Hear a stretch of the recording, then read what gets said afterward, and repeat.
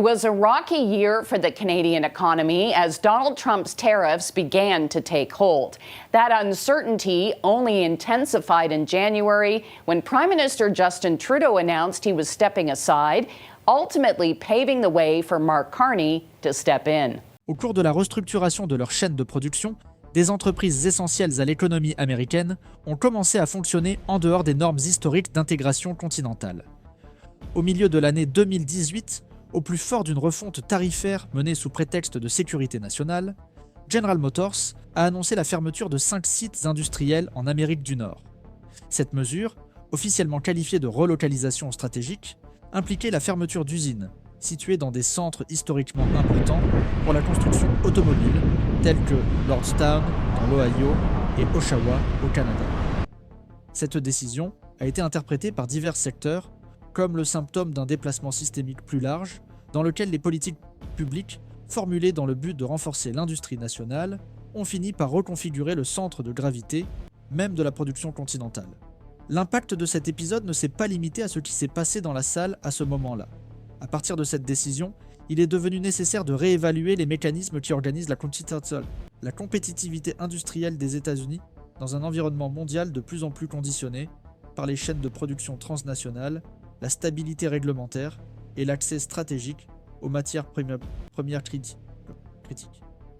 La crise, bien qu'annoncée comme un effort de rapatriement industriel, a mis en évidence les contradictions internes d'une approche qui misait sur l'augmentation artificielle des coûts comme moyen de pression sur des partenaires commerciaux historiquement intégrés au système américain. Le recours à la section 232 du Trade Expansion Act, un dispositif juridique datant de la guerre froide, a permis à l'exécutif d'imposer des droits de douane sur l'acier et l'aluminium, y compris ceux provenant d'alliés stratégiques comme le Canada. Le discours officiel parlait de reconstruction de la base industrielle. Dans la pratique, l'augmentation brutale des coûts des intrants essentiels a désorganisé les flux logistiques, paralysé les investissements et exposé les fabricants à des incertitudes opérationnelles ayant des répercussions immédiates. Le secteur automobile, qui opère avec des marges étroites et une forte interdépendance régionale, a été particulièrement touché. Les composants qui traversaient auparavant les frontières 6 ou 7 fois au cours du processus d'assemblage ont commencé à supporter une charge tarifaire cumulative, rendant la prévisibilité difficile et augmentant considérablement le coût du produit final. Confronté à ce nouveau scénario, GM a entamé une restructuration d'urgence, cherchant à réduire ses coûts dans un environnement politique oscillant entre exigences nationalistes et imprévisibilité réglementaire. La fermeture de l'usine de Lordstown représentait plus qu'une simple mesure d'ajustement. Elle a été le signe concret que la stratégie adoptée à Washington produisait des effets contraires à ceux promis, touchant directement les travailleurs et les communautés qui devaient en être protégées. La tension générée par cette décision a eu des répercussions immédiates non seulement sur le plan économique, mais aussi sur le plan politique, avec des critiques publiques, des déclarations présidentielles et des tentatives de renversement symbolique de la situation. Cependant, le dommage structurel était déjà fait. L'interdiction des usines de production sur le territoire américain a coïncidé avec une accélération, au Canada, des politiques visant à la reconversion industrielle. Alors que le gouvernement américain élargissait le recours aux barrières tarifaires, Ottawa et les autorités provinciales de l'Ontario entamaient un processus de négociation avec GM, proposant des voies alternatives pour maintenir l'activité économique, en particulier dans le secteur des véhicules électriques. Au lieu d'insister sur la préservation d'un modèle basé sur les moteurs à combustion et les structures industrielles des années 1970, les Canadiens se sont montrés ouverts aux investissements dans la recherche, la modernisation des usines et l'accès stable aux matières premières essentielles à la nouvelle ère de la mobilité. Cet épisode, tout en révélant l'impact immédiat d'une politique d'isolement tarifaire, a inauguré une phase de réorganisation de la dynamique industrielle en Amérique du Nord. À partir de ce moment, il est devenu évident que le discours de reprise économique fondé sur des mesures punitives manquait de soutien stratégique face aux exigences complexes de l'économie contemporaine.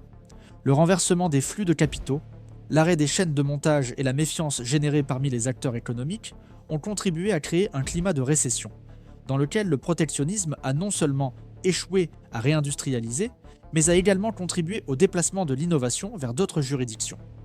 Le discours sur le renforcement interne a été contredit par les conséquences externe d'une politique conçue sans tenir compte des liens entre les systèmes de production des pays signataires de l'accord, États-Unis, Mexique, Canada.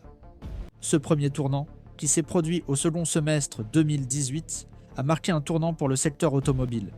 Le coût supplémentaire d'1 milliard de dollars déclaré par GM, résultant uniquement de la hausse des prix des matières premières, n'était pas une abstraction comptable. Il représentait des ressources non investies dans la recherche et le développement, non allouées à des programmes de reconversion professionnelle et non canalisées vers l'adaptation technologique des usines. Le cas GM est devenu un exemple paradigmatique de la manière dont les mesures de politique commerciale, lorsqu'elles sont déconnectées d'une stratégie coordonnée à long terme, peuvent produire des effets régressifs et renforcer les vulnérabilités structurelles. C'est à partir de ce point que l'analyse prend toute son importance. Ce qui s'est passé à Lordstown et à Oshawa n'était que le début d'un repositionnement institutionnel dont les contours étaient encore en cours de définition. Et c'est précisément ce type de reconfiguration qui exige une observation constante, une analyse fondée et une compréhension des cycles institutionnels. C'est pourquoi, pour ceux qui cherchent à comprendre non seulement les faits, mais aussi leurs implications stratégiques, il vaut la peine de continuer à suivre ce qui se dessine à partir de là. C'est dans ce contexte que le Canada a adopté une approche différente, fondée non pas sur la confrontation, mais sur la prévisibilité institutionnelle et la projection stratégique. Alors que le gouvernement américain investissait dans des mesures tarifaires unilatérales, les autorités canadiennes, tant au niveau fédéral que provincial, ont intensifié leurs efforts pour mettre en place un environnement réglementaire stable, capable d'attirer des investissements à long terme dans le secteur automobile et dans les chaînes de production émergentes. La convergence entre Ottawa et Queen's Park, malgré les divergences politiques entre leurs représentants, a permis la formation d'un front coordonné pour repositionner le pays comme destination privilégiée des capitaux industriels axés sur la transition énergétique. À partir de là, les négociations avec les grands constructeurs automobiles ont commencé à intégrer des incitations visant l'électrification du parc automobile, la modernisation des usines et l'accès garanti aux minéraux critiques.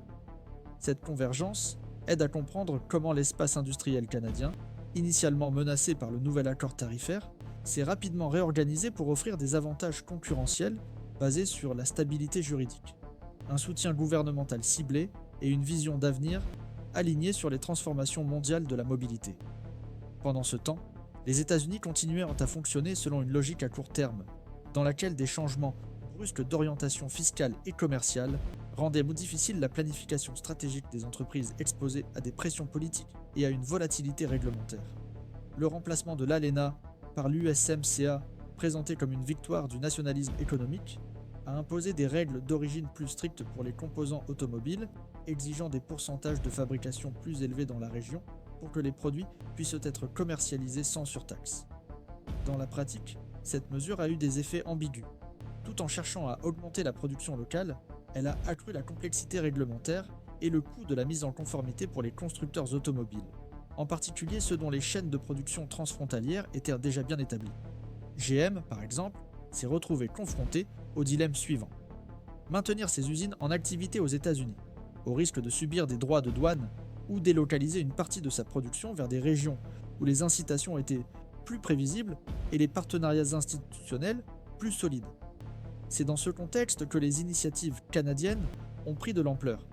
La création de corridors industriels axés sur les véhicules électriques, en particulier en Ontario et au Québec, a commencé à attirer non seulement l'attention des constructeurs automobiles traditionnels tels que GM, Ford et Stellantis, mais aussi l'intérêt de nouveaux acteurs liés à la fourniture de composants de haute complexité tels que les batteries et les matériaux cathodiques. La stabilité réglementaire, associée à la disponibilité de réserves minérales importantes et à l'existence d'accords commerciaux avec les autres pays du G7, a offert au Canada une position unique sur la scène nord-américaine. À partir de 2020, les projets d'installation de Gigafactory ont commencé à se multiplier, ancrant un nouveau cycle d'industrialisation régionale. Les décisions d'investissement ont été accompagnées d'apports publics importants dans le cadre d'un modèle de coresponsabilité qui comprenait des garanties en matière d'infrastructure, la formation, de la main-d'œuvre et des engagements à long terme. Parallèlement, l'environnement politique aux États-Unis a connu des reconfigurations successives, avec des changements fréquents dans les programmes d'incitation et des fluctuations dans l'orientation de la politique commerciale. Cette instabilité affectait directement la prévisibilité du retour sur investissement pour les investissements industriels à grande échelle, favorisant la perception du risque parmi les dirigeants responsables de l'allocation du capital.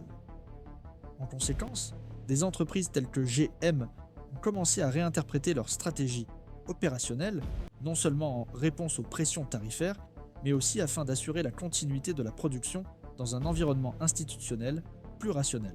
Les effets de cette réorganisation ont été visibles dans la réactivation de l'usine d'Oshawa, initialement désactivée, et dans la conversion de l'unité d'Ingersoll à la production exclusive de véhicules électriques de livraison. Ces décisions, bien que ponctuelles, illustrent un mouvement plus large de réorientation géoéconomique. La politique canadienne n'a pas consisté à subventionner les entreprises de manière indiscriminée, mais à créer un ensemble d'incitations alignant les objectifs industriels sur les objectifs de durabilité, d'intégration commerciale et de sécurité de l'approvisionnement en intrants critiques. Cette stratégie, articulée avec une diplomatie commerciale assertive, a permis au Canada de renverser les effets initiaux des mesures tarifaires américaines, transformant une situation menaçante en une opportunité.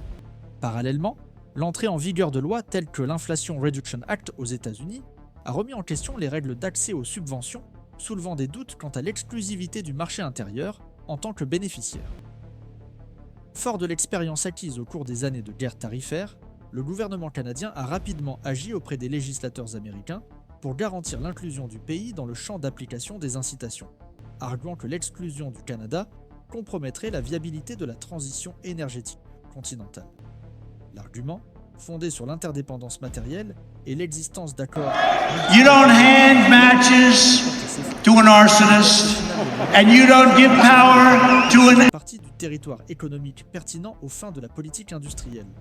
Cette victoire diplomatique a consolidé le repositionnement du Canada en tant que pilier de la nouvelle industrie automobile de la région, renforçant son importance non seulement en tant que fournisseur de minéraux, mais aussi en tant que centre de production intégré.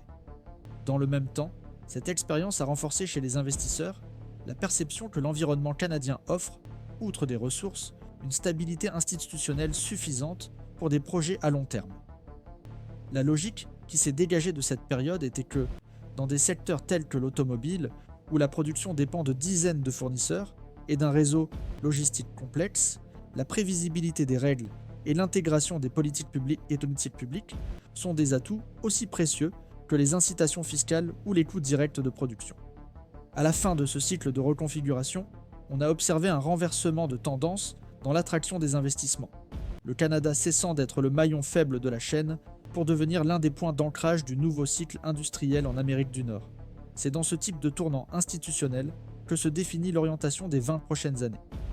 Et lorsque ces changements se produisent, loin des grandes annonces et des déclarations d'impact, il devient encore plus important de les suivre attentivement en observant comment des décisions apparemment techniques redessinent les conditions matérielles de tout un secteur. Il existe différentes interprétations quant à savoir si la politique tarifaire mise en œuvre par les États-Unis constituait une erreur structurelle ou représentait une tentative délibérée de repositionnement stratégique de l'industrie nationale. Les analystes liés au Centre d'études d'économie industrielle soutiennent que l'objectif principal des tarifs était de créer un environnement de pression capable de stimuler la renégociation des contrats et la réorganisation partielle des chaînes de production, afin de garantir des gains futurs en matière d'autonomie économique et de création d'emplois internes, même si les coûts à court terme étaient importants. Cependant, l'analyse des données relatives à la période 2018 à 2022 indique que les effets escomptés ne se sont pas concrétisés. L'augmentation des coûts des intrants, combinée à la désorganisation logistique et à l'insécurité juridique, a affaibli les entreprises américaines à un moment critique de la transition énergétique mondiale. Le débat actuel se concentre sur l'ampleur de l'impact causé par la perte de prévisibilité institutionnelle sur l'environnement des affaires.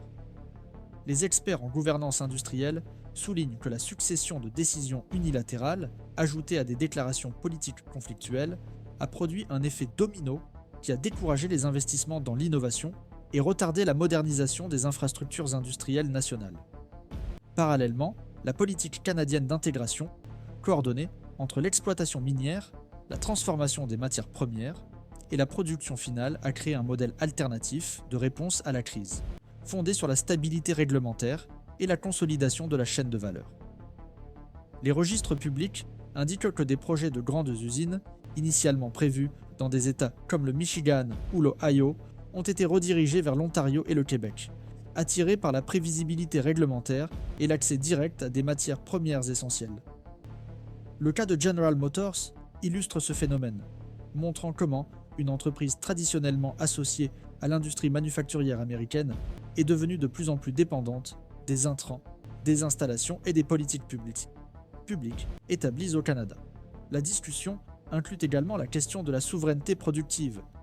Les juristes spécialisés en droit commercial international soulignent que, bien que les États-Unis conservent formellement le contrôle de leur appareil productif, la dépendance croissante à l'égard des chaînes logistiques externes crée des vulnérabilités face aux tensions diplomatiques, aux changements environnementaux ou aux modifications de la législation étrangère. Dans le secteur des batteries, par exemple, l'absence de réserves stratégiques sur le territoire américain oblige les fabricants à s'appuyer sur des fournisseurs canadiens ou des partenaires soumis à l'instabilité. Cela remet en question la capacité du pays à maintenir son autonomie stratégique dans des secteurs critiques pour la prochaine génération de technologies industrielles. Les analystes avertissent également que l'absence d'une politique intégrée d'exploitation minière, ajoutée à la fragmentation des stratégies étatiques, compromet le rôle historique des États-Unis dans l'industrie automobile.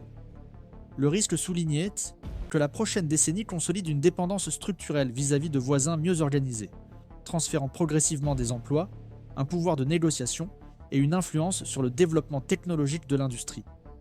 Il n'y a pas de consensus sur la possibilité de renverser cette tendance.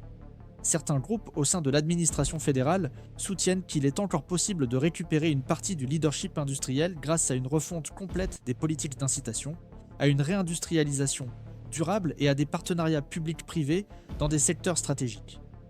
D'autres avertissent que le temps presse et que l'opportunité de se repositionner de manière compétitive pourrait disparaître à mesure que les chaînes de production se consolident dans d'autres territoires.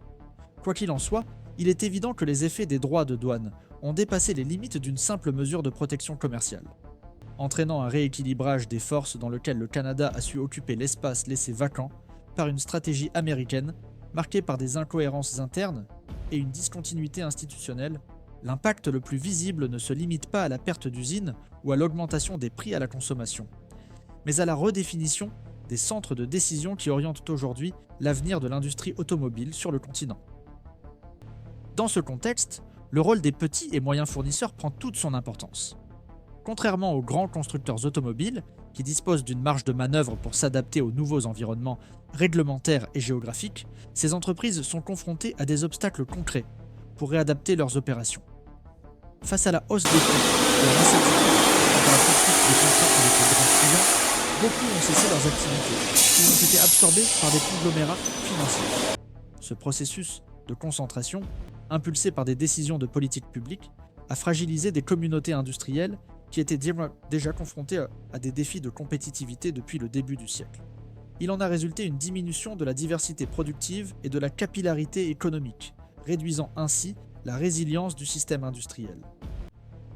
Pour ces secteurs, les effets de la refonte tarifaire se sont fait sentir au quotidien. Fermeture d'écoles, baisse des recettes locales et affaiblissement des réseaux de soutien communautaire, avec l'installation de nouvelles usines au Canada et la concentration des investissements en dehors des pôles industriels traditionnels des États-Unis. Le sentiment de déplacement s'intensifie parmi les travailleurs et les entrepreneurs qui avaient placé leurs espoirs dans les mesures protectionnistes de réindustrialisation. L'absence de programmes de compensation ou de transition efficaces renforce le sentiment d'échec des politiques publiques en matière de protection des plus vulnérables. Ce cas n'épuise pas toutes les variables de la dynamique industrielle américaine, mais il reflète un changement qui est toujours en cours. L'analyse des données, des décisions des entreprises et des politiques institutionnelles des 5 dernières années met en évidence un changement d'orientation qui affecte les entreprises, les gouvernements et l'architecture stratégique qui définit l'avenir industriel d'une nation.